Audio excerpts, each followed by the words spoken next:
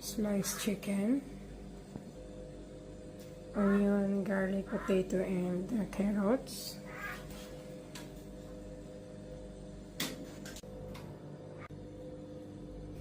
Mixed spices, black pepper, coriander, salt,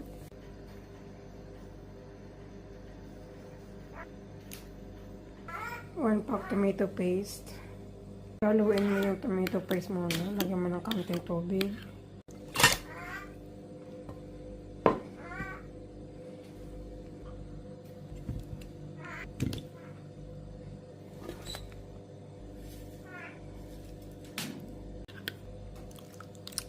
Ito na guys, 20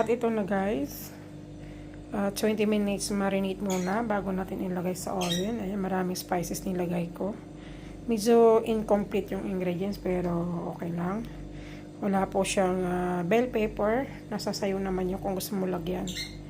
Tsaka tomato, fresh tomato. Depende din sa'yo kung gusto mo lagyan. Sa akin, ayaw naman anak ko kaya ito lang. Ayan na guys, nilagyan ko pa ng kaunting oregano. Isang takpan ng foil.